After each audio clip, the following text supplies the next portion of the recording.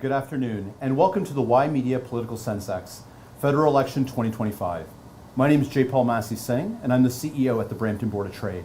And joining me today is my colleague Vijay Singh, Manager of Government Relations and Policy at the Brampton Board of Trade. Hey everybody, hey J. Paul. We're here back at the Ymedia studios, and we're here for some special election coverage in this consequential election, so I'm really excited. Absolutely, and Vijay mentioned we're back. We were here a couple of weeks ago recording debates with the candidates across the various Brampton ridings, gave us an opportunity to get to know where they stand, got an opportunity to get to meet those candidates, but more importantly gave those who are viewers an opportunity to tune in and get to know who those candidates and what they stand for. And now, 2 weeks later, we're back to see how those candidates fared as we wait for the results of the election to come in. It's presently just past 6 p.m. on Monday afternoon, so we're still a few hours away from official results starting to come in. Polls are still open. And by all means, if you are watching this and haven't yet voted, please turn off the TV, go vote, and then come back and spend some time with us. We'll be here for a while. But Vijay and I are here today to spend a little bit of time talking about the issues and get some perspective as we await the results of this election. Now, Vijay, this election has been characterized as an incredibly consequential one in Canadian history for a number of reasons. And I'm curious what your perspective is. Is this a big election? We've seen that there are the polling and advanced polling record numbers. Is this an indication of Canadians recognizing the importance of this election? You know what? I feel like it's kind of surreal to think about where we're at today. And, we kind of take it for granted because so much happens, week after week. But if we zoom out, even a year ago, if I told you that the Prime Minister Justin Trudeau, is not only going to resign, but the former governor of the Bank of Canada and the Bank of England will replace him, and not only that, what seemed like a insurmountable lead for the Conservatives would essentially completely diminish, I think you would have a hard time believing me. I think this is one of the most important elections, at least in my lifetime, and every election we kind of hear the same thing, but I'm really thinking 2015 and 2025 are probably the two most important elections that I can remember. What do you think? I mean, I certainly think so. First off, lots of things you can draw from just in your opening statement there, not the least of which is a year ago, how many people would have been able to name the governor of the Bank of Canada? True. Mark Carney was a name that I think most Canadians, myself included, barely had heard of prior to a few months ago. And to think this gentleman is now the Prime Minister and potentially our future Prime Minister, to add to just the layers of all the things you're describing as to how unbelievable a moment we find ourselves in. But to answer your question, absolutely. I think this is and we're seeing it, I think, in the discourse among voters. We're seeing it in what we're seeing online. We're seeing it in our conversations with our members. It feels like the stakes of this election are as high as any that I can remember. And I think that's the way I would think about its importance. Yes. It feels like there's something that really matters in the outcome of this election. And what it says about us as Canadians, quite frankly, particularly as it pertains to our relationship globally. And I think, and by that I mean the U.S. And so for that reason, if nothing else, it feels like this election has an outcome that is going to have reverberations for a long period of time. I completely agree, and I feel like we'll definitely be referring to 2025 in history books, in Canadian history books, I should say.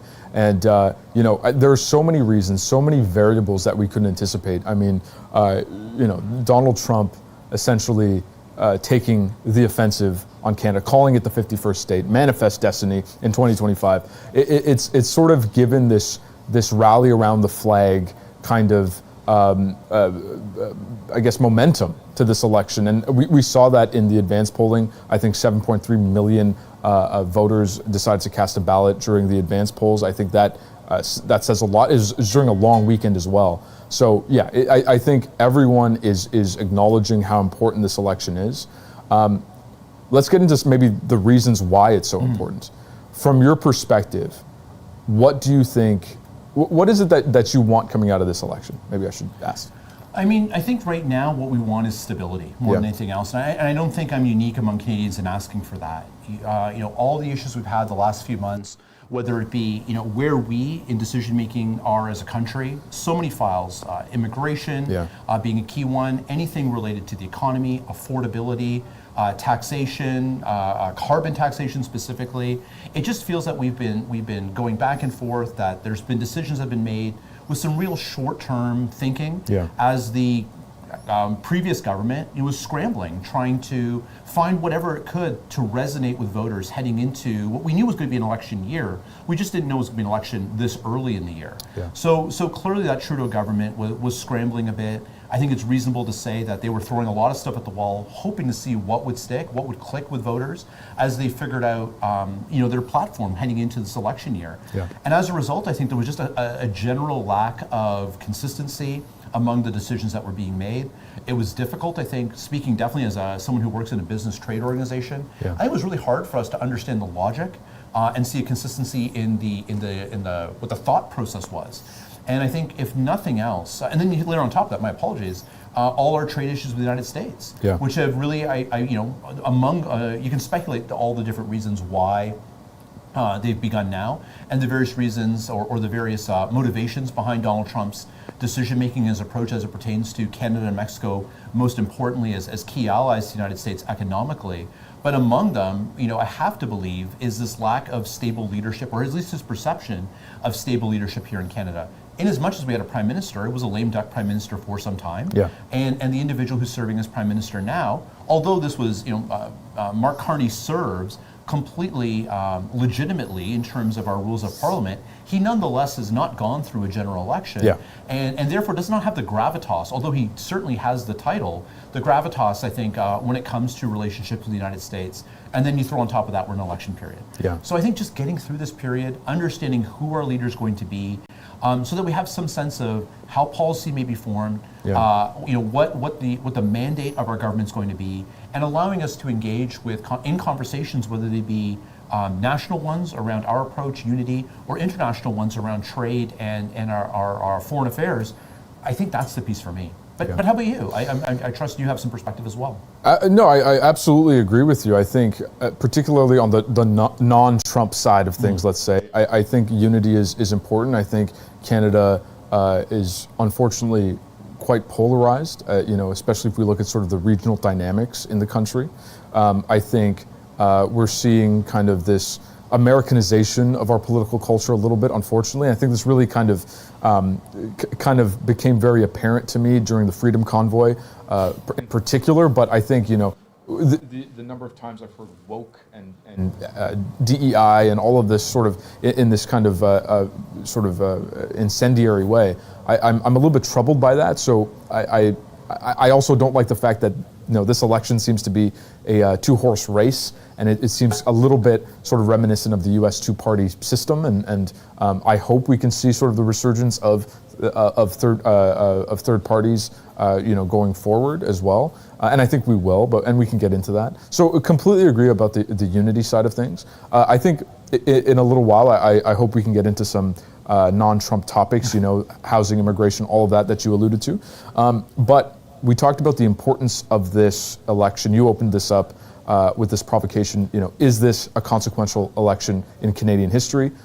We're both from Brampton. From the local perspective, how important is Brampton in this election? I mean, if you go by the parties and their leadership and how they've treated Brampton during this election, actually, it's hard to say, actually, because we've seen both sides of it. We've had, we know over the past several weeks and couple of months, numerous visits by party leaders, and in particular, Mark Carney and Pierre Poilievre coming here. They've done fundraising events in the community. They've done a number of appearances with local businesses and engaging with local organizations. There's been a lot of talk, a lot of appearances alongside local candidates. So certainly, and then even this last weekend, the penultimate night of the election, Mark Carney did a giant event here in Brampton, or for the 905, so Brampton, Mississauga. Estimates were, the 4,000 to 5,000 individuals attended this event, and it was just a rally to motivate people to get out and vote and be there to support the Liberal Party today on Election Day. So from that type of behavior, it really speaks to there are important votes here in Brampton to be had, in Mississauga to be had, and our environs. And I think that's a general sort of consensus opinion that I think has held true for the most part.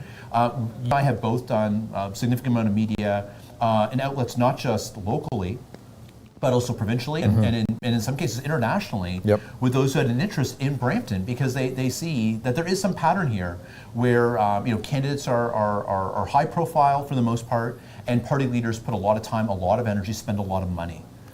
But you asked the question, is Brampton, where does Brampton sit in all this?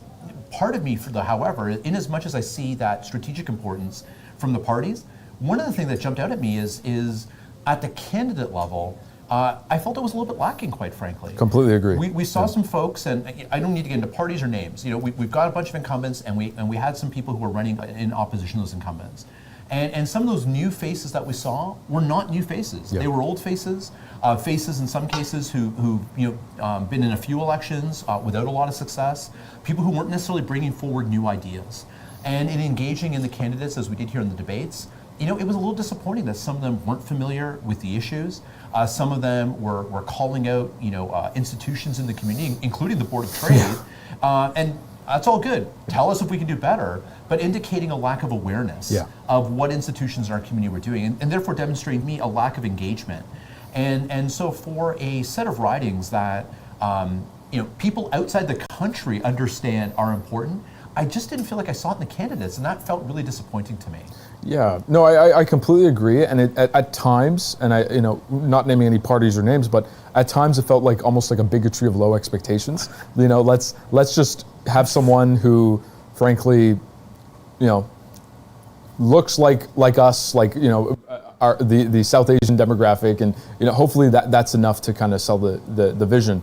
But honestly, and I've said this in the national interview, I think this is a community where you have to earn our trust, and you have to actually make inroads. And we're more pragmatic than ideological, I think. And I think seeing how we can flip and have NDP and PC at the provincial level and conservative and then liberal at the federal level. I think all of that is indicative that we're willing to change our minds on candidates, but you have to really kind of put in the work to really earn the trust there. And I have strong opinions about how our democracy is practiced. I think our nominations process needs serious review. I think first we need to be funding our elections administrators, but I really do believe that our election administrators, elections candidates specifically in this case, really needs to take a look at the nominations process.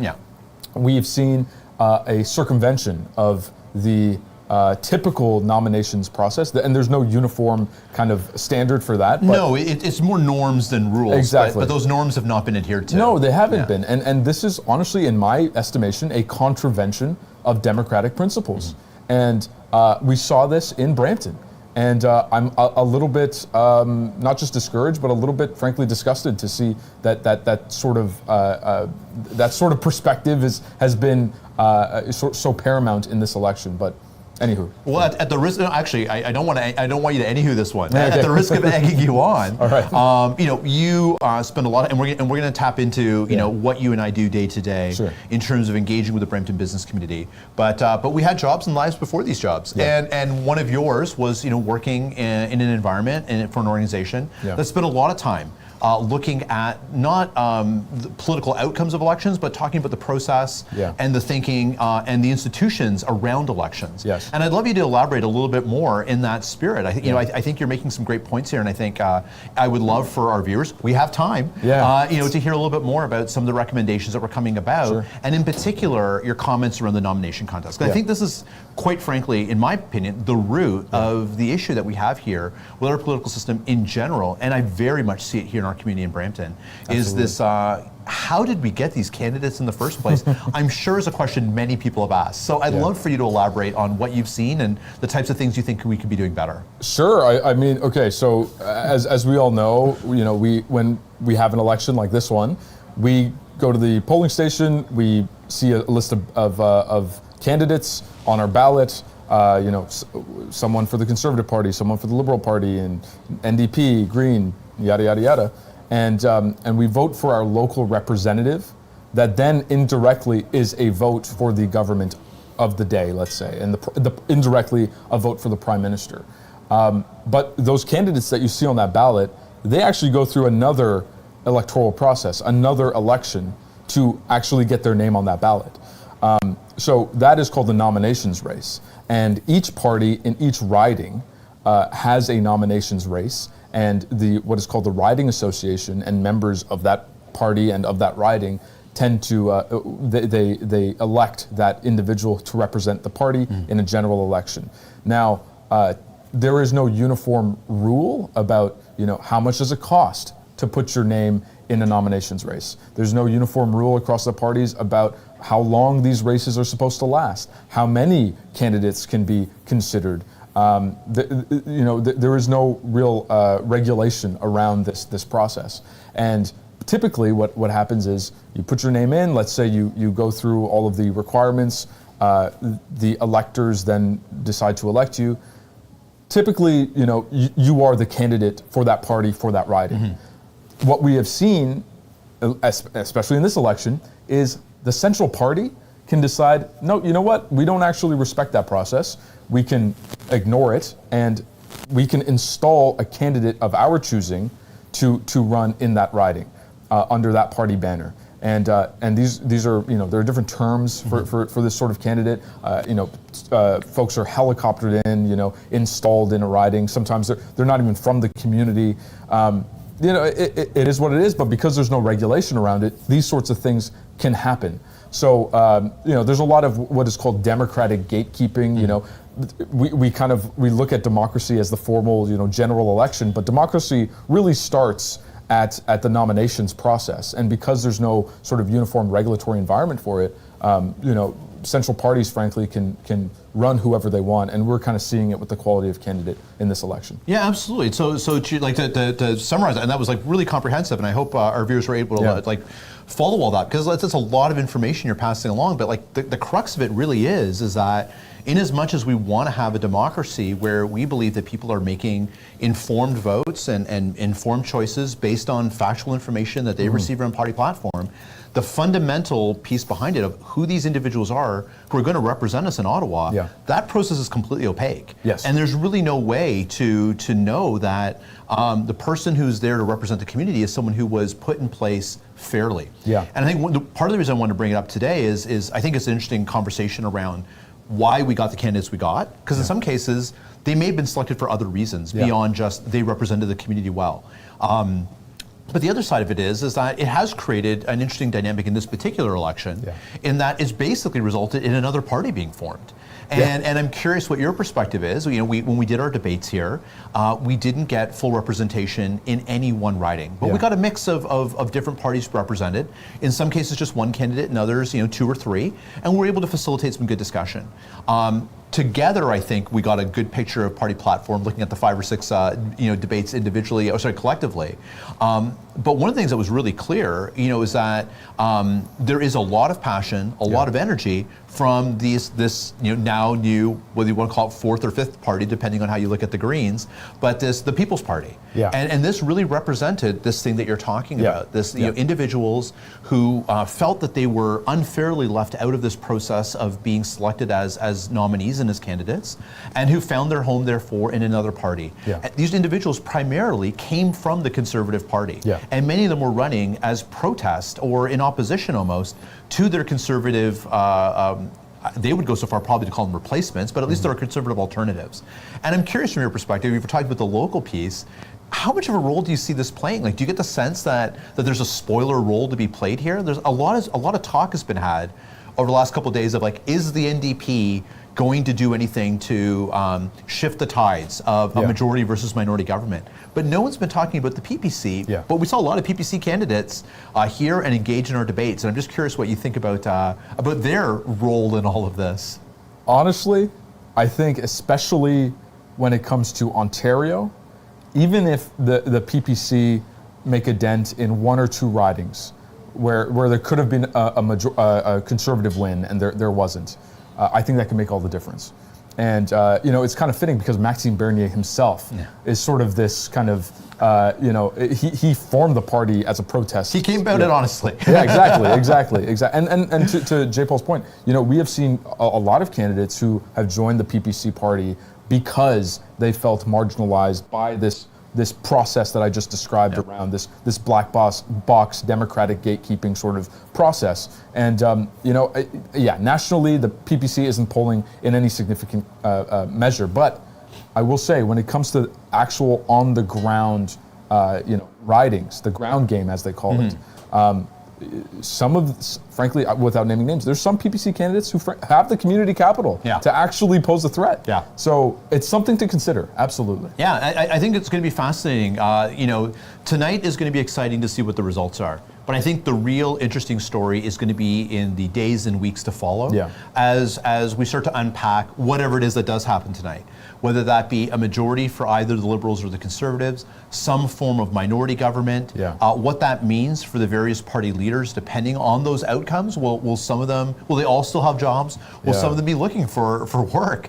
And what role that we think some of the key decisions that were made, how they played out. So with that being in mind, in the spirit of it, we talked a little bit about, will the PPC maybe will play a role in there. You talked earlier about, the two-party sort of feel about this election. Where is the NDP, and what happened to Jagmeet Singh?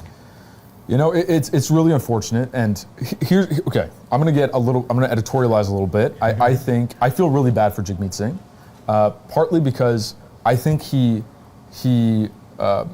sacrificed electoral success for some real policy wins. I think so, yeah. I think history will be really kind to Jagmeet Singh. Him and his caucus, I should say, were instrumental, clearly, in the facilitation of dental care and what we have, the progress towards the expansion of pharmacare, exactly.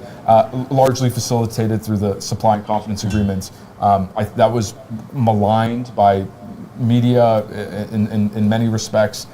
I think that's a little bit uncharitable. I think he was playing politics. I think he understood that he wasn't forming government, so what can he do with the balance of power? Well, he can actually try to get some policy wins that are very substantive for his base. So I feel terrible for him. And then add on top of that the fact that the political, social, economic circumstances of this election kind of resulted in the cratering of third parties.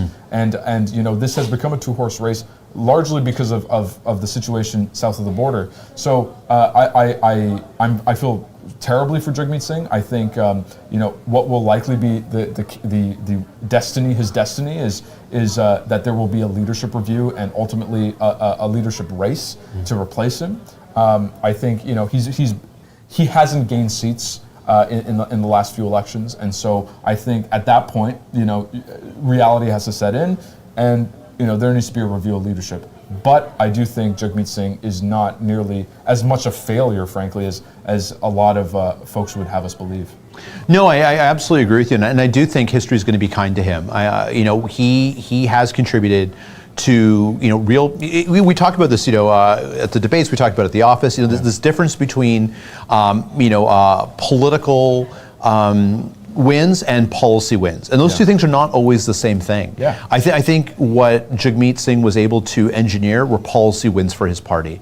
To your point, he was able to advance their priorities to the benefit, I would argue, of Canadians broadly, but at the sacrifice of political wins. And I think one of the things that was unfortunate, you said everything about the two-horse race, which I completely agree with rather, but the other side of it is I think Pierre Poilievre did a very effective job of linking Jagmeet Singh to Justin Trudeau. That's right. And in a way that he was unable to maneuver out of, because he was, in fact, propping up the government, but doing so for reasons that he felt were just and sound and to our point, advancing policy.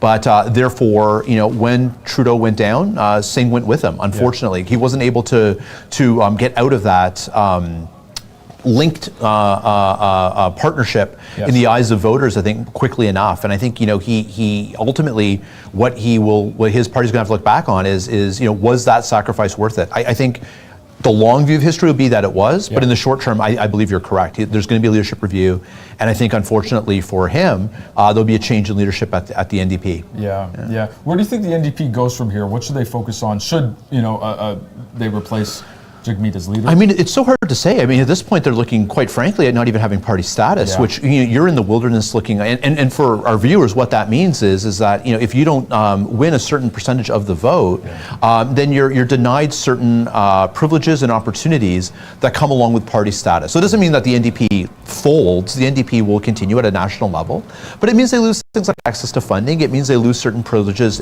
parliamentary-wise in order to speak and share their points of view. They just simply won't have a voice. They can't be involved in committee and that sort of thing. Precisely. So it really becomes difficult for them to advance their priorities. It becomes really difficult for them to represent those who voted for them. Yeah. So, if that's the case, then it's now all that said, the Conservatives faced a similar thing not that long ago. Yeah. And now we're, back at a point where, a month ago, it looked like it was a sure thing that we were going to have a Conservative Party victory here in Canada. So losing party status does not mean the end of your party. It's something that parties go through. The Liberal Party went through it provincially here not long ago as well. But it means a real rebuild. Yep. And it means, I think, really sitting down and trying to understand with the electorate, what it is that your party stands for. And I think you made an allusion earlier about this piece around, wokeism and how that almost became one of the things that got litigated through this election. And I think, unfortunately, for parties that are progressive parties like the NDP, the anti-woke backlash, the anti-left backlash, made it really difficult for them to get space for their priorities and their policies to be heard. I think they just got lumped in with a lot of societal trends that the right were not comfortable with. And I think sitting down and trying to separate out policy from rhetoric, from politics, is where it needs to start if I'm them.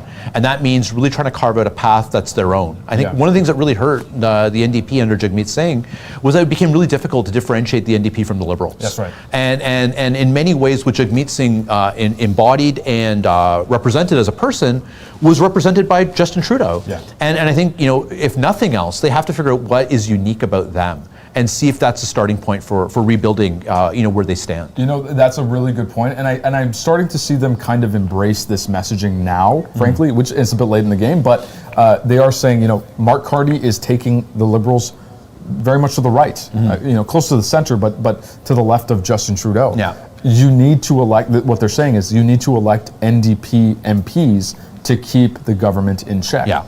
And outside of the Brampton ridings, of course, I'll be looking at a few of them. One of them is Parkdale High Park, formerly Arif Farani's riding, not running in the 2025 election. It's sort of an open race. Butila Garpoche, who of course represented the riding at the provincial level, she is running federally for the NDP. You have Karim Bardizi running for the Liberals. I think that people say saving the furniture. Fair, but you're seeing some very progressive voices in key ridings who are embracing that messaging of we're not going to form government, but we're going to hold Prime Minister Carney to account. And I really think that's the path forward for the NDP is focus on strong candidates in key winnable ridings and slowly rebuild from there. And with Jagmeet, here's what I'll say. I think provincial politics is a place for him.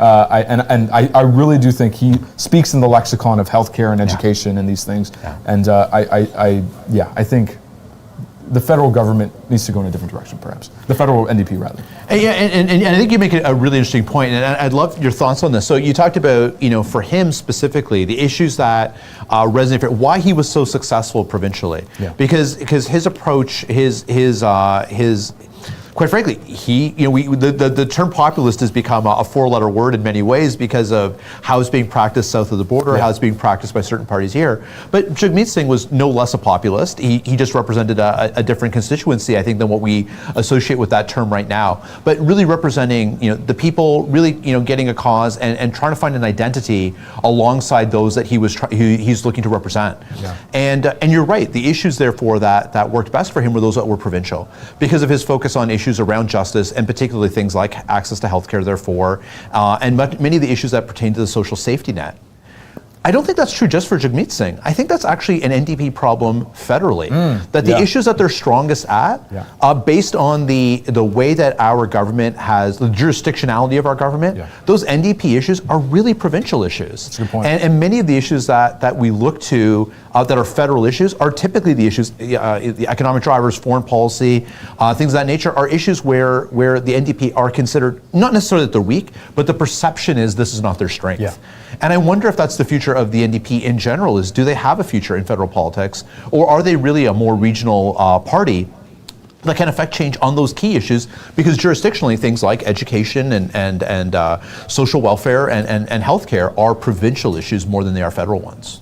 That's very interesting. Yeah, I'd have to think about that. I do think that that's maybe a philosophical sort of challenge with the NDP. But okay, so we talked a lot about the NDP's future. Let's talk about maybe the Conservatives for a moment. And let's game out a scenario where we have, again, Prime Minister Mark Carney. The Liberals do form government, whether that be a minority or a majority. Where do you think the Conservative Party goes from here, assuming they lose the election? Sure. What do you think happens to Mr. Poilievre's leadership? And what are some of the philosophical implications there? I think in your question you say regardless of whether I'm paraphrasing here, but if it's minority or majority, I think that's an important distinction. Okay, fair. I do think how close it ends up is going to be part of this. Interesting. I do believe if it's, I mean, we'll find out in the coming days, but if it's a liberal minority government and this late surge, if you're following the polls to the degree that we can believe polling is not an accurate, it's not a science as much as all pollsters like us to believe. It's not purely a science. There are variables in there. But what we saw was a huge conservative lead that got almost overnight. Just absolutely leveled absolutely destroyed by the Liberals, and then the Conservatives coming back and making a late surge. And part of that, I think, was the initial rush of Carney, the initial rush of Trudeau, because so much of the sentiment among voters was not an anti-liberal sentiment as much as it was an anti-Trudeau sentiment. Right. I think as that started to fade, and also, quite frankly, the longer someone is prime minister, the more opportunities you have to dislike them as well. And I think Carney becoming prime minister and no one being perfect, he was not perfect in every decision in terms of how they were perceived by Canadians, gave Poilievre and the Conservatives a chance to climb back in, somewhat. And it still looks as though we're going to have a Liberal victory based on polling. Yeah. But I do think for those reasons, whether it's a minority or a majority matters. I think if it's a minority government, it may be spun among Conservative circles. Like, look, we did come back in, and it was close. And we were having a late surge, and we ran out of time. And maybe there were some strategic changes we could have made. Yeah. And it may become a tactical issue. And if it becomes more a question of strategy and tactics, then there might be an argument to be made to say, we should stay the course with our leader. Yeah. He had a huge support among our base. It doesn't feel like the Conservative base has left Poilievre. It seems like his challenge has been in making inroads or maintaining those who are not part of the normal Conservative coalition, that anti-Trudeau sentiment, keeping them in a camp.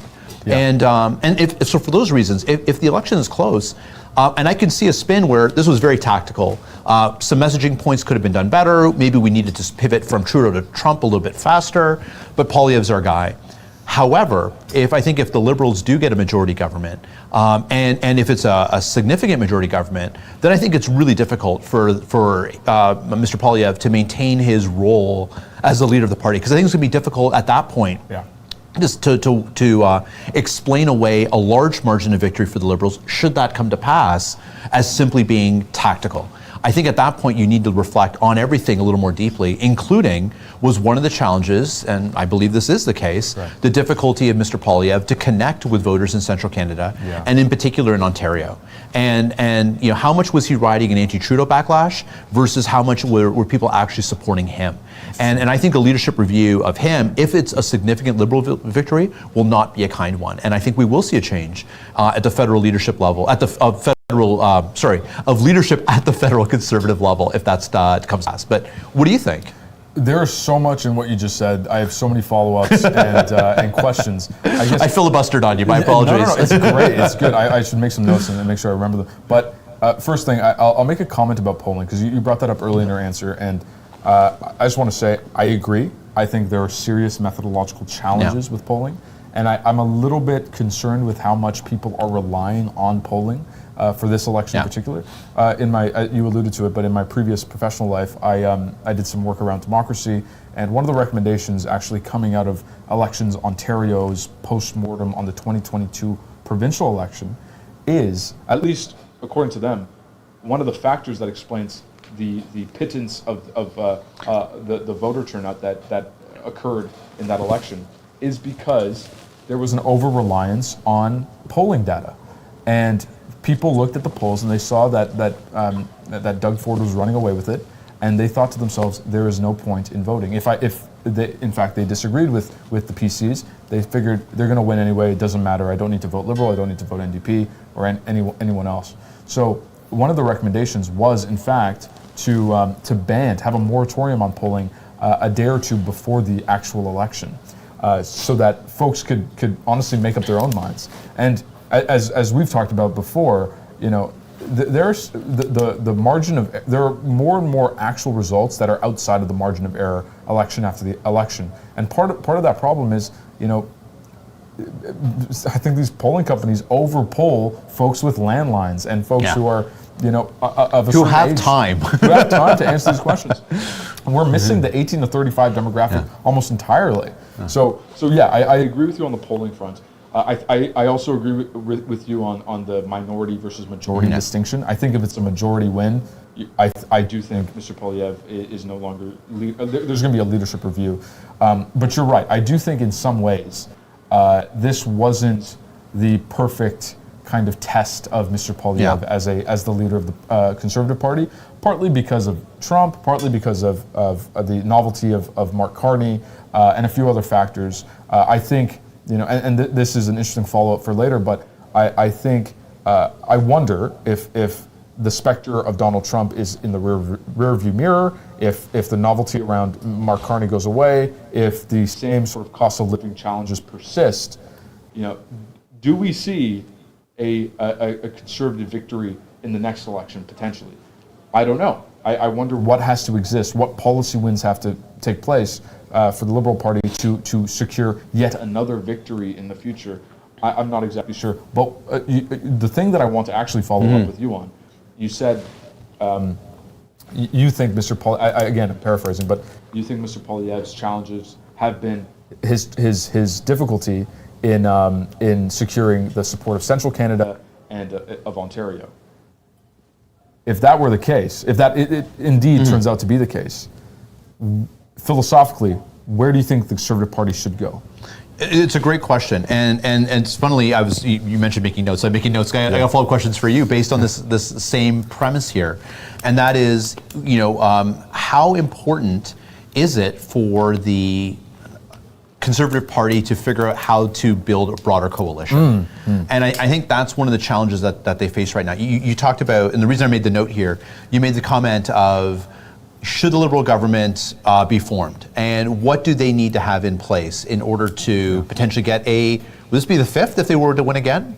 Yeah. Fourth term. Fourth. So fourth and then continue beyond that if issues were to persist. I think one of the issues, even if Trump were in the rear view, even if the economy is starting to come together in ways that are positive for Canadians, affordability is beginning to get addressed, a challenge I think that is going to be there is that of national unity. And I think it faded in somewhat as an issue in the moment because of the focus on Trump. But I think the thing that there's so many issues we're not talking nearly enough about. Immigration, healthcare, affordability, that have all sort of been pushed to the side as we focus on, to your point, it's a two-horse race about who can better negotiate with Donald Trump. We've only got, it's a one-issue election right now. That's not going to last. And at some point, those issues need to be addressed again. The issue that I'm most curious about, strictly from the politics side of it, the other issues I think are more important in terms of the lives of day-to-day Canadians. But if you're asking the question about political fortune, I think the question that needs to be asked around political fortune is who can bring the country back together? And I think one of the things we've seen, and it's not a recent thing. It started during COVID. It started in the convoy protests in Ottawa, and we saw signs even earlier than that there's a real fracturing happening within Canada across a few different lines. Not the least of which is geography, and we're seeing it right now again through the Trump piece in terms of how Alberta is out of lock step with the rest of Canada in some ways. That different status that Albertans want to have. The way that the West feels to feel excluded from Canada in many ways, and wants to formalize maybe that exclusion, telling that in some of the polling around 51st states, that where there is some support for again, not nearly a majority, but where the greatest number of Canadians who are interested in actually becoming a 51st state reside, Alberta. And so I do think you were asking about the fortunes of the Conservative Party going forward, and what a Liberal government would need to do if they wanted to continue to govern. I think it really comes back to, who can build consensus nationally and bring the country together in a way that it feels like we're Canadians. And these are Canadian issues, not issues of Quebec versus Ontario versus Alberta, and then the rest of the country is kind of like all lumped into a bucket of things. And I think they need a coalition builder who can reach across different factions of the Conservative Party, meaning those who are quite to the right socially and fiscally, and to those who are much more moderate socially and fiscally. Those who believe in a natural resource-based economy, like the one that we have out west, and protecting that, versus those who want a more innovation and technology-driven economy, digital economy, like the one that we're trying to forge here in Ontario. Yeah. There's a whole bunch of these types of pieces. There's, you can make similar slices, I think, around race. You certainly seem to be able to do ones around gender and age. They need a consensus builder in a way that they haven't had in the past. And I don't know who that individual is. I do suspect they're going to come from Ontario, though, because I think that's where it needs to, assuming that the base of Conservative voters in Alberta is a safe one and isn't going to leave them, and that they need to make their inroads in Ontario, I think that next person, he or she, is going to have to come from Ontario. Yeah, I completely, and for the record, Mr. Poilievre's riding is in Ottawa. Yeah. I think what you're referring to is specifically even the GTA.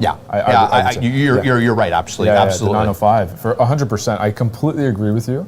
I think it'd be fun to kind of throw some names in the mix. Maybe we could do that at some point. But we get a little punch here. Yeah, exactly. But I do think it's interesting. You kind of outline this sort of kind of choose your destiny kind of scenario for the Conservatives. Either double down on the base, or kind of pursue this national unity kind of route. And I think it's interesting because the federal Conservative Party is actually, it was formed in 2003. Yeah. Right. This was a merger of a few different parties. Stephen Harper was the first leader of this modern Conservative Party. But in the past, I mean, if you talk to I had the pleasure of interviewing Scott Bryson. He crossed the floor from the Progressive Conservative Party, the federal PCs, to then the Liberals, because he kind of disagreed with this sort of more, unaccommodating views in the Conservative Party towards LGBTQ rights. I actually think they might need to move closer to the red Tory kind of PC alignment on the political spectrum. And I know folks might be a little bit upset about that, but that's Canada, frankly. That's Canada, right? And I think the path to victory lies in the 905 and a few others. But at least for the Conservatives, they really need to embrace that red Tory tradition to capture the 905. I mean, Stephen Harper, when he formed a minority government for the first time, when he formed government, he relied on the endorsement of Bill Davis and a few others to capture critical seats in Ontario. So I completely agree with you.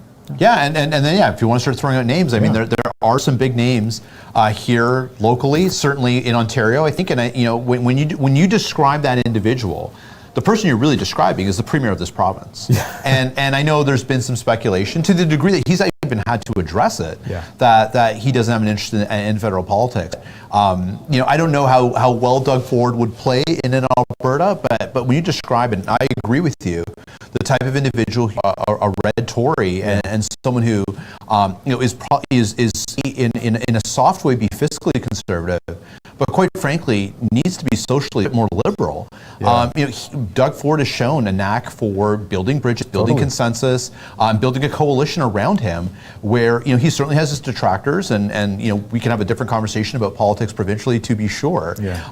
His path has not always been a smooth one, but when you talk about what it is that I think the Conservative Party is going to be looking for potentially in the weeks to come, I think it's a Doug Ford-esque individual, someone who has a reputation here in the GTA, and that reputation includes the ability to build bridges with his opponents, or their opponents, not a he, and has the ability to represent something that cuts across that party line of being a conservative, but really more importantly, to your point, representing a Canadian. Yeah. who may have some conservative points of view. Totally. And again, he's saying it's not going to be him, but someone like him, I think, is who we'll be looking at as potentially the next leader of the Conservative Party of Canada. I think that's really smart. That's really smart. I'd personally love to see Premier Ford in a French language debate. I think that would be very entertaining. That would be awesome. But Prime Minister Carney is sort of normalizing a certain level of French that you need to be able to run for prime ministership. But in all seriousness, I do think you're right. I think Doug Ford is sort of the right direction for the Conservative Party going forward. I also think another name that might be interesting is the mayor of our city, Mayor Patrick Brown, who is not exactly an ally to Mr. Poilievre. He ran for the Conservative leadership in the past, and frankly, I think there was momentum there. I think he was the thing about Patrick Brown that I think isn't that Poilievre does not have is. Mayor Brown can make inroads in communities you frankly never even heard of. Yeah, like among diaspora communities you're talking to. Yes, absolutely, exactly. Absolutely. And he is so good at making friends, frankly, across this province, across the country. Yeah. His brand extends globally. Oh yeah, absolutely. I mean, he's made like 1 million trips to India. Yeah. Like he is a good, as I think you said, coalition builder. Yeah. He can run a masterclass in coalition building. So no, I absolutely agree. I don't know what his political ambitions are, but again, if you're talking about the type of individual, as someone who has a front seat to Patrick Brown on a day-in, day-out basis, he definitely has that skill set of being able to build relationships, and to your point, connect with communities in ways that not only are deep, but I believe they feel quite authentic. Yeah. Among the many things that Trudeau got dinged for over the years, were to use the Patrick Brown example you used, going to India, and Trudeau famously goes there with his family and sees the sights and does all the things and what was he accused of? Like he was playing dress up, and he was in costume, and that he was not authentic. These were photo ops, and Patrick Brown does many of the same things, goes to many of the same people, many of the same places, engages with many of the same people, and the one accusation you never hear back from around Patrick Brown is that he's playing dress up or that it's inauthentic. He goes and I think he forms real connections and real engagements with people that make them feel as though that this is an individual I want to spend time with. This is not a person who's exploiting our community, and I think that's a really, really powerful statement about his capacity to build coalition. Again, I don't know what his interests are, and I'm certainly not endorsing him in any way. But to your point, I think it's someone with that particular skill set is what the party needs to be looking to. Yeah, completely agree with you. Completely agree. Okay, so let's zero in a little bit on Brampton. Okay. And let's look at we have 6 ridings. We did the debates right here in the Ymedia studio. So it's been a few weeks now. What is our reaction to the debates, and do we have any predictions for the on the ground Brampton results? I mean, I am still, I am no more sure today than I was 2 weeks ago. If anything, I think I'm even more confused now because the polling is all over the place. We had some additional interaction with some of the candidates. I've had some interactions with some of the candidates who weren't even here at the debates, and I've gotten to see some more perspective than even we had.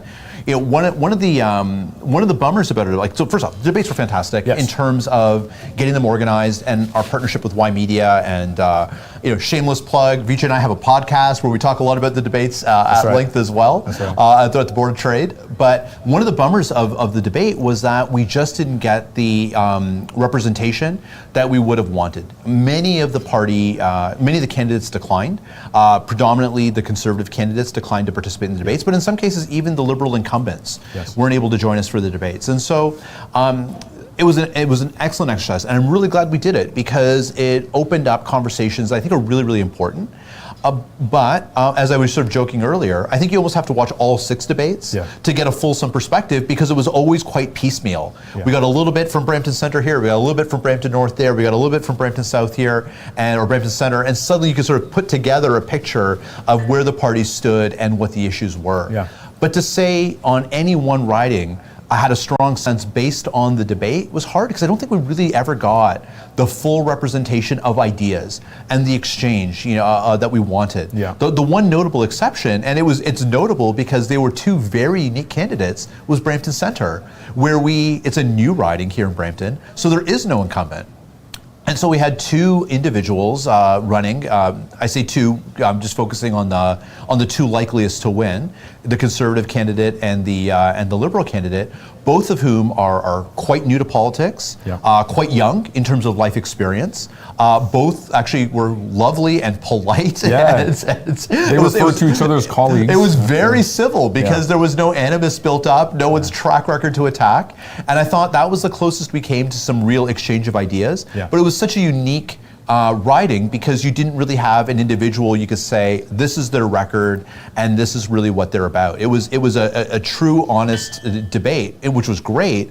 But to answer your original question, I really didn't get a sense of who the best candidate was. No, totally. The one thing I will say that's unique for me here is that we've alluded to the nature. I think I love the way you describe it. That Brampton is a place that votes with practicality, and so we're not always the same color. We've elected in recent elections NDP at the provincial level, Conservative and Liberals at both the federal and the provincial level, and as some of those candidates drift into municipal politics, we've similarly seen a smattering of perspectives, even in our municipal politics, even if people don't technically run under party banners.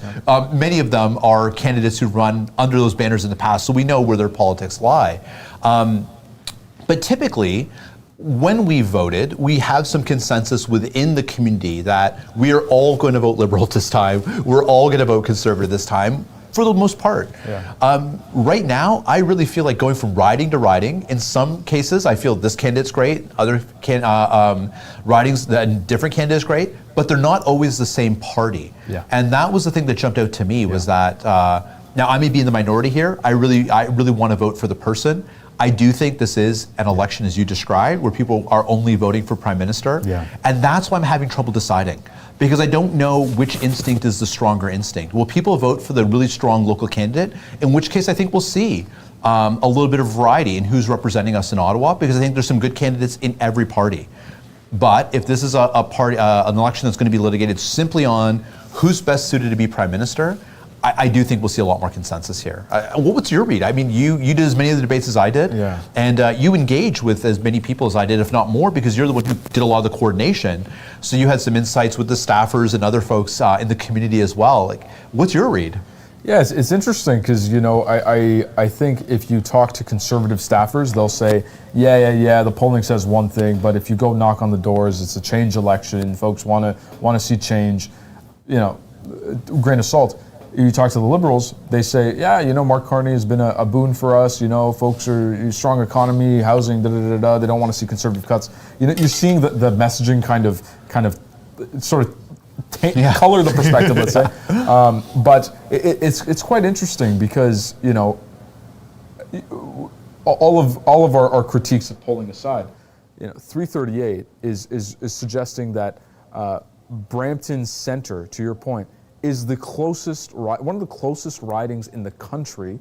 I think 338 has them within 3% of each other. Amandeep Sodhi and Taran Chahal specifically, they have them within 3% of each other. The margin of error is 9%. So it is as much of a toss-up as you possibly can have. So that's going to be very interesting to watch, and should say, let's say the polling is correct and Brampton for the most part goes red, but let's say Taran Chahal becomes the MP for Brampton Centre, it'll be interesting to see one lone Conservative in a sea of red, and that dynamic in terms of advocating for things like the LRT and whatnot, that's going to be very interesting. So anyway. I think so, absolutely. And let's talk about Brampton priorities and some of our advocacy pieces in a second. But we're on the topic of polling and what the polling said, or telling us. I understand that we do have a guest that's able to join us. Robert Martin from Main Street Research, I understand, is connected. And I'd love to hear his perspective on what the polling and the data and the word on the street is. So I don't know if the booth can connect us in, but Robert, are you there? Yeah, I'm here. Can you hear me? Robert, can we hear you? I can hear you. Can you hear me? Or no. Can you hear me? We can hear you. Nope, looks like we may have some technical issues there Can with you hear me? Robert. While the booth is working on that, oh, there's Robert's face now. Robert, can you hear us okay?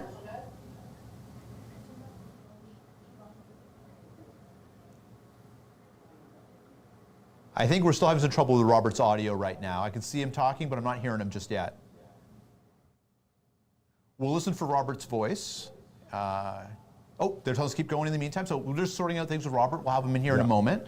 But in the interim, while we're getting him queued up and engaged, I'd love to hear your perspective on polling in general. Vijay, you were talking earlier about the moratorium recommendation that was being made about tell us a little bit more about that. What role do you think polling should play in informing the electorate? I think polling's important. I think, we deserve to see what people are saying, but I think there should be more communication about the methodological limitations of polling and what polling isn't telling us. We cannot say with a straight face that, there's a 98% chance of a particular party forming government when we don't poll a representative sample. And I'm very curious about Robert's perspective on this as well.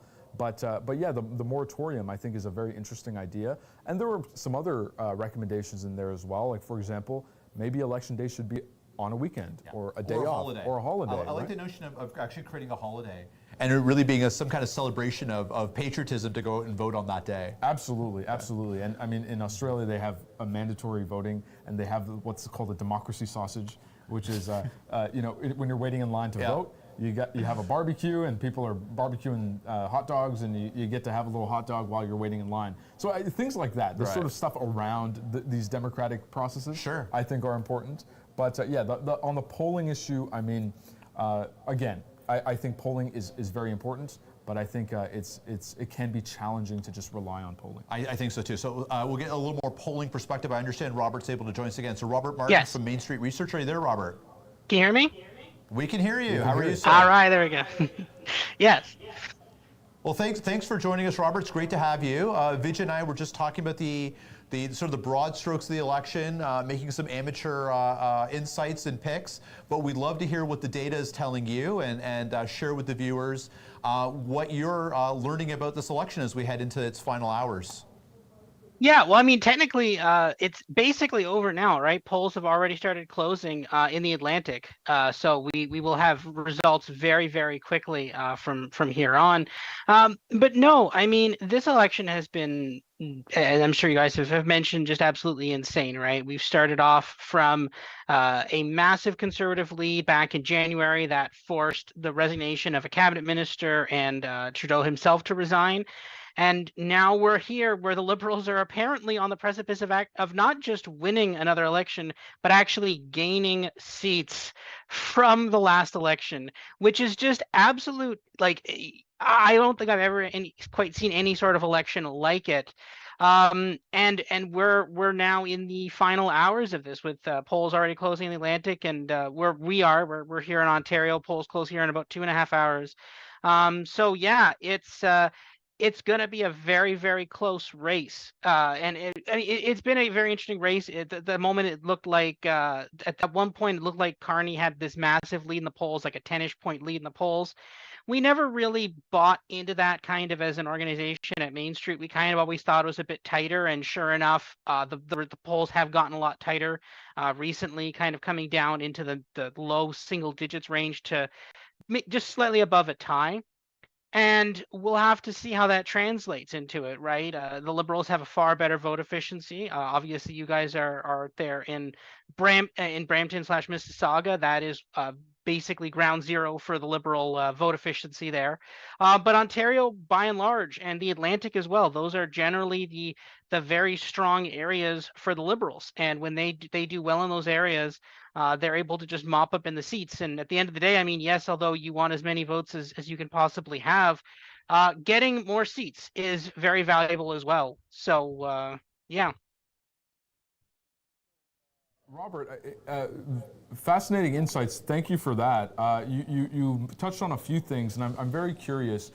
You mentioned that this is a tighter race than what I think many pollsters have predicted. How confident should Canadians be in some of the polling results. We've talked about some of the methodological challenges. What is your perspective on relying on the polls? Yeah, I mean, obviously, I'm a bit biased. I'm a pollster on that, obviously. But what I will say, though, is that polls in Canada have generally been very reliable. Obviously, in the US, when you look at polling misses, like 2016 wasn't as bad as people think it was, but 2020 was definitely a very large polling miss. 2016 directionally as well, and even somewhat in 2024, although that was their more accurate year very recently in the US. Polls, by and large, in Canada have been very accurate, right? I mean, just a couple months ago, we had an election here in Ontario again, and all the polls, to their credit, I mean, obviously we were the most accurate, but I mean, to be fair, every other poll had a very similar result, about a mid-teen conservative lead in the province of Ontario for Doug Ford, and that's exactly what he won by, right? So generally, polls in Canada are very accurate. There haven't really been the kind of catastrophic failures that exist in the U.S., and there's a couple of reasons for that. I think kind of one of the more important reasons for that is the lack of partisanship, right? I mean, tonight, assuming the results go as we expect, and maybe we could be wrong here, but either way, there are going to be many people who just weeks ago, basically, just weeks ago, voted for Doug Ford in Ontario, and tonight they're going to vote for Mark Carney. That kind of crossover voting is not present in at least definitely the U.S. and to a lesser extent in other like other countries like the U.K. or Australia, other Western countries.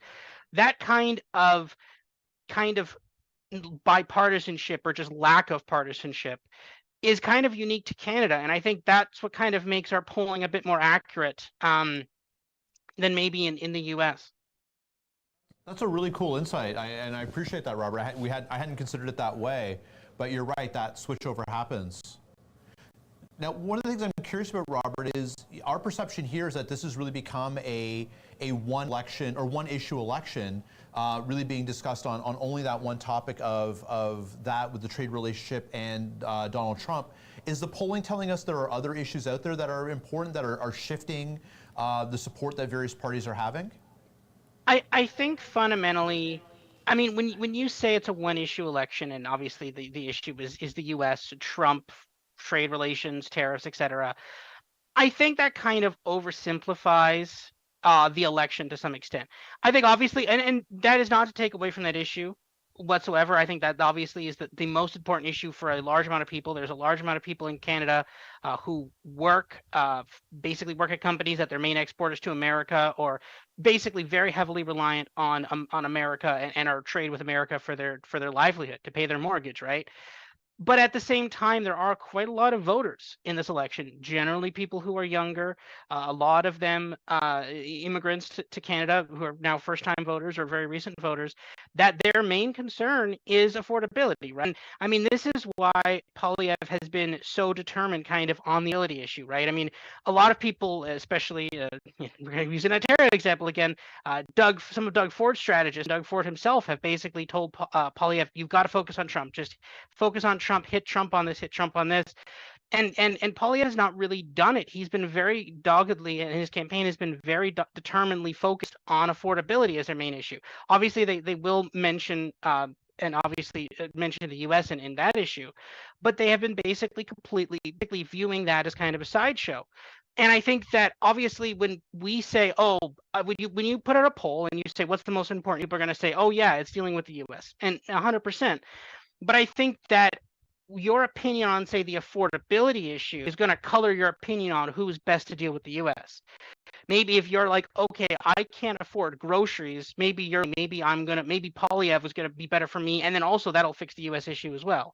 But for a lot of older homeowners who don't have to worry about rent, who are a lot better off, they're like, okay, we gotta make sure we're okay with the U.S., right? So that's why they're voting for Mark Carney. So I don't think it's necessarily just a single issue campaign people have been led on. I think what that issue is for you is very much colored by your age, your social status, how secure you are in your life. I think that's kind of what's determining that. Fascinating. Thank you for that, Robert. I'm curious. I hope we have time for a couple of questions. But from your perspective, based on the research that you've been doing, do you what are some wild card variables that you'll be looking at for tonight? I'm very curious from your perspective. And if I can ask sort of a follow up, we're seeing a cratering of third parties, the NDP, the Greens. This is becoming, we've talked about it, a two-horse race. What explains that? Yeah, I mean, again, I think in many ways this is kind of like our first American election, if that kind of makes sense, right? America, obviously, it's a two-party system, Democrat versus Republican. As many people say it, chicken or fish, right? It's one or the other, right? You have to pick one or the other. And I think that especially when you're dealing with the existential threat that is the U.S., especially I'll use the example of Bloc Quebec first, for example. A lot of people in Quebec obviously feel that Quebec is overlooked and generally would vote for the Bloc. But in this election, they're like if they think the most important issue is our relationship with the U.S., they're like, we don't have time to worry about Quebec specifically. We have to make sure that the country as a whole is okay. We can worry about our place in the country. We can worry about separatism later, but we have to make sure Canada is still here. You have to separate from a country first, right? And this is kind of the thing. I think fundamentally, where people would before say, I'm voting for the NDP or the Greens or even the PPC, they'd support these because it's like, I support them on X, Y, or Z issue, and I want to make sure that issue gets more important, so I'm going to support them. But when this entire election has basically boiled down to US or affordability, and you're making a pick on either of those, I kind of think you're being funneled into one of those two choices.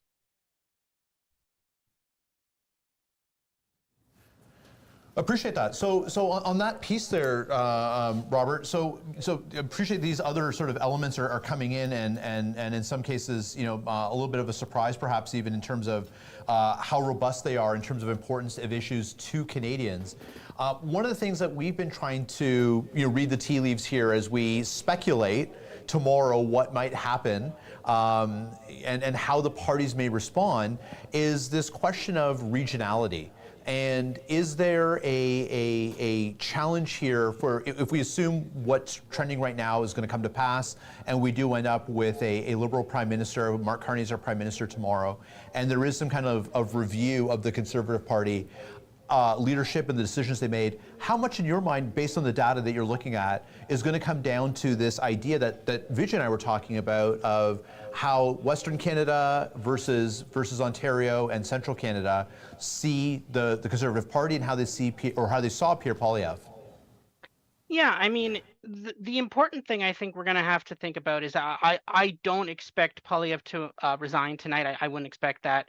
I maybe expect one other leader to resign tonight, but that's beside the point. The thing is, when Poilievre won when he won the leadership, he brought in hundreds of thousands of new members, right? This is his party. And the thing is, what a lot of the members of his party and a lot of the loyalists to Poilievre are going to say after tonight, regardless of the result, our polling and basically every other polling has them at about 38, 39, 40, 41% of the vote. That kind of band right there. That 99% of the time, that's a majority government, right? Even the last time they got that federally, that was Stephen Harper got that basic exact number in the 2011 federal election, and he won a majority, right? Poilievre is very likely potentially going to surpass that number tonight, and he's potentially tonight going to get the highest number of votes for a conservative party leader ever in a national election tonight. And the members, people who are loyal to him, are going to say, this is a guy who has now holds the record for most votes by a conservative leader ever, maybe even highest percentage for a conservative leader ever. We're going to get rid of him. Why? Why are we going to get rid of him, right? And he's going to have a massive base of support in the party. Again, we don't know what the outcome of tonight is. If it is a Liberal majority, I'd say it's far less likely he holds on, but he could potentially hold on though. So if it's a Liberal majority, I think if it's a minority, he'll definitely be staying. But if it's a majority, I think there's a chance. But again, it's really going to come down to how strong that membership base is in supporting him. Thanks for that, Robert. That's excellent insight. To wrap up, perhaps, my question revolves around the specific issues that are important to Canadians. You mentioned affordability, and I think we've talked about if the specter of Donald Trump sort of wasn't so urgent, this would really be around housing. Yeah. And I'm curious, what other issue? We've talked also about immigration being this massive animating issue for the electorate. What are some of the other issues that you think would ultimately decide this election? Yeah, I mean, I think obviously the U.S. is that. I think it's just generic affordability. It's can I afford can I afford food when I go to the grocery store? Can I afford rent? Can I just afford to buy the things I usually did? It's kind of that deteriorating standard of living, and that's not by any means exclusive to Canada. This is something that's happening in the States, it's happening in the UK, it's happening in Australia as well. This is a global phenomenon, and the question is, how are the federal leaders adapting to that? And I think that is kind of the fundamental thing that's going to determine the results tonight. Who do you think is going to be best to fix that? Do you think that it's a central banker who has very little political experience? Do you think it's Pierre Poilievre, who was a cabinet minister in a government a long time ago, and he has been leading the charge on a lot of things? That's fundamentally what's going to be the decision tonight. Thank you so much, Robert. Really appreciate all those insights, helping us decipher some of the perspective behind the numbers and going a little bit deeper. We've been trying to make some sense of this. I get the sense that you similarly are as curious as we are as to how things are going to play out tonight. And what is going to happen in the next few days is going to be as interesting as anything that is happening as part of this election proper. Yes. Oh, thank you very much, Robert. We appreciate you making time for us. Hopefully we'll have the opportunity to check in as things start to unfold as well and get your perspective ongoing as we start to get results in the next hour or two as well. Yes. Appreciate that, Robert. Thank you.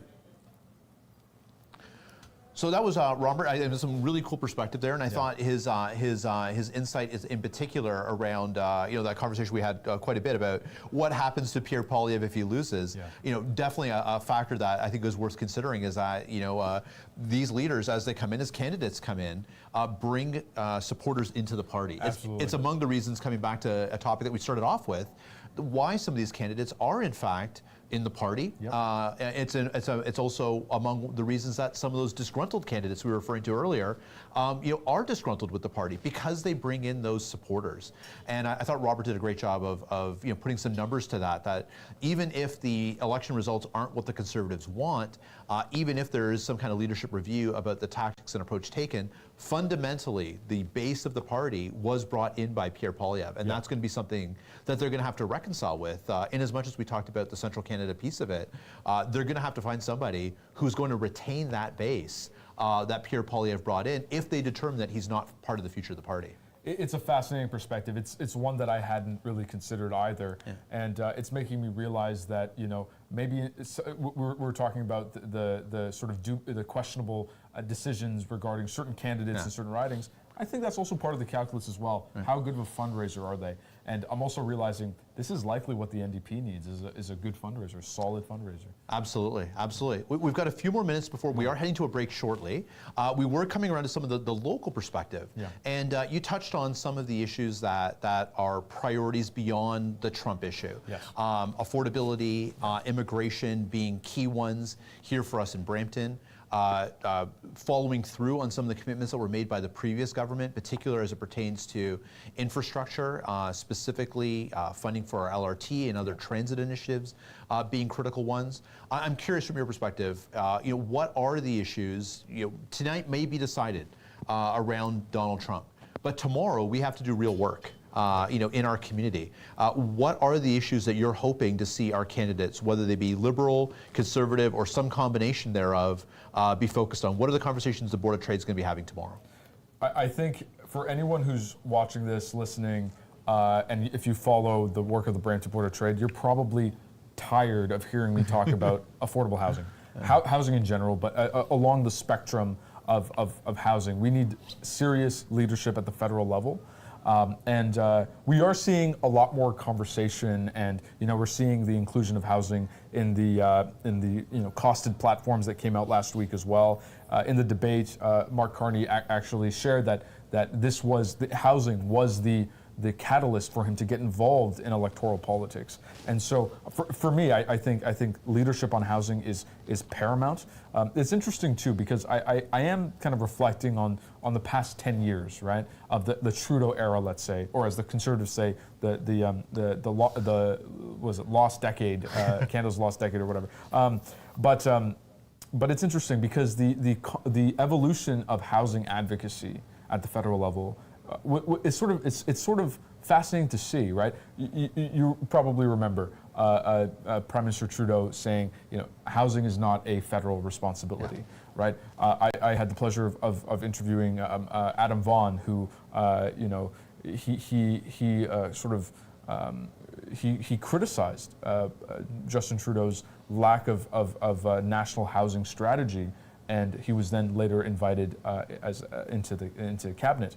I think the leadership around housing has been something to watch over the years, and I'm hoping that outside of Donald Trump, we see serious progress towards a greater support to municipalities who look to reform zoning and lower development charges and other municipal fees to be able to bring a greater supply of housing. But also, and this is really only really being talked about in the Liberal platform, I'm hoping to see some federal leadership in constructing social co-op and non-market housing as well. The federal government used to do that, stopped, and downloaded a lot of that responsibility onto the provinces and ultimately onto municipal service managers. So housing's a big one. And then for me, another big piece is continuity of public transit funding. The Liberal government before the election was called committed to a number of public transit projects and funding in Brampton and other municipalities as well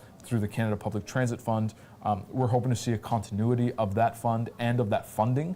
The LRT that we've been advocating for is being funded partly through that fund as well, and we even provided a pledge to candidates during our candidate debates to ensure that these candidates believe in the LRT project and will ensure that this project is funded without interruption. So for me, those are the big ones. How about yourself, J. Paul? No, I think those are, I can't disagree with either of those two. Particularly as it pertains to the housing piece, I think one of the things that I really want to see is, and I'm curious to see how it plays out, is this question of jurisdiction.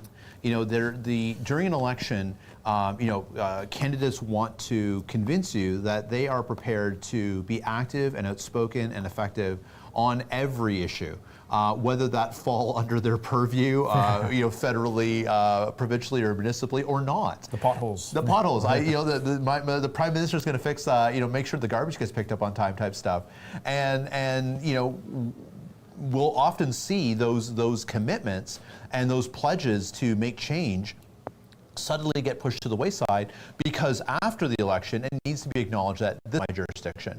And housing is one of those ones where my concern is that it risks falling into that crack where the crisis of affordability is a very real one. It is absolutely one that we're seeing when we poll our members, when we talk about, as Robert touched on, polling Canadians broadly. So whether it's business, whether it's citizens, affordability is the issue. The affordability of housing is the most acute of those affordability issues, and in particular, not just in terms of being able to afford shelter, but specifically what that means for national morale, what that means for optimism in the country, when there's a whole generation of individuals who fear they'll never be able to afford a home. Yeah. So on a multiple of levels, this needs to be addressed. My concern is that this is the issue that may get dropped, because it was the right issue to talk about now, and I think it's incumbent upon organizations like ours to ensure that those individuals who do get elected follow through on being committed to this issue and ensuring that there is some form of national strategy put in place. Yeah. And I liken housing to healthcare, where this may not be the direct purview of the federal government to enact all the changes that need to be made, because so much of the regulation is provincial and quite frankly municipal, and a lot of the action that needs to be taken is by private enterprise.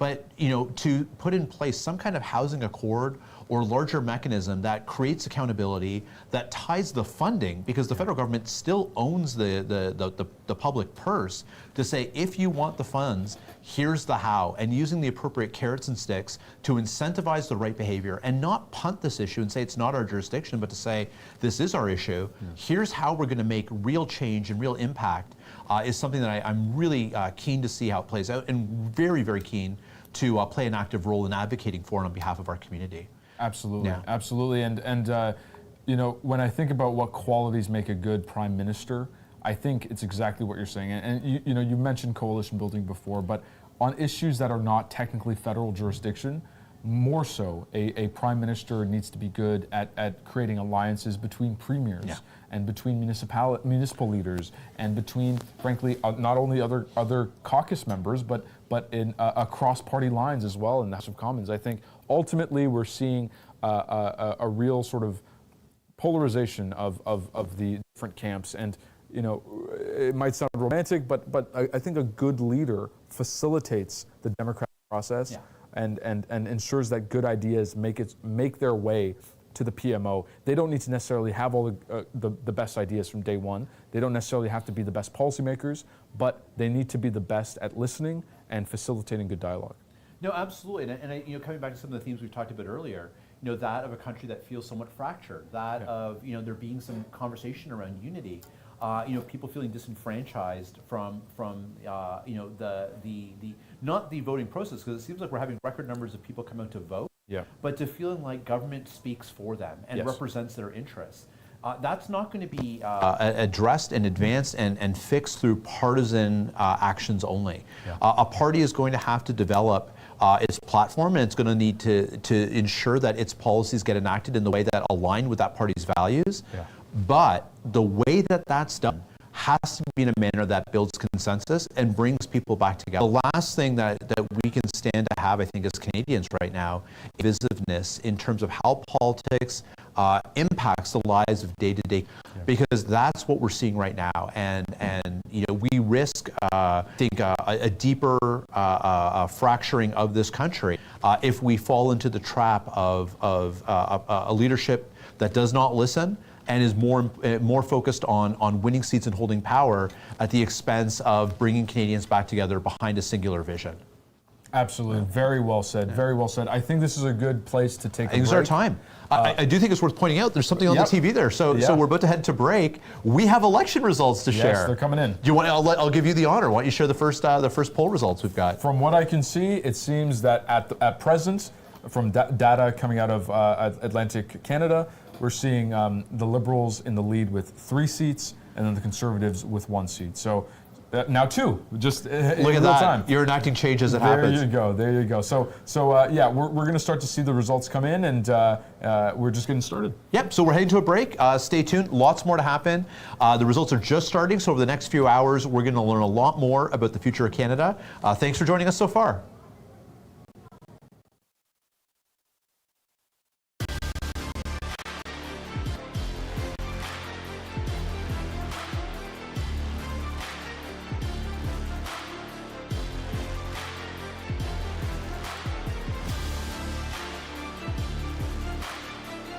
Ymedia Group presents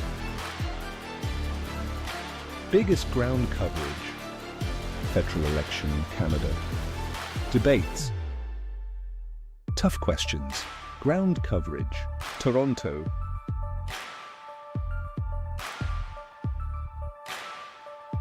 Markham,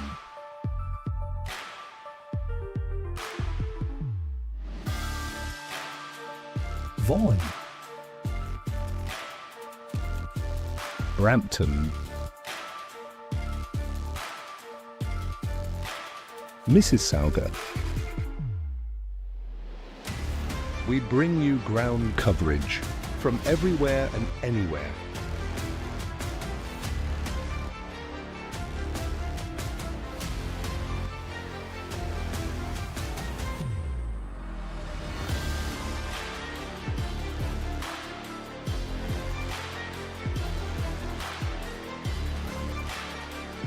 Ymedia Political Sensex, Federal Election Coverage 2025. On channel Y and Y Plus.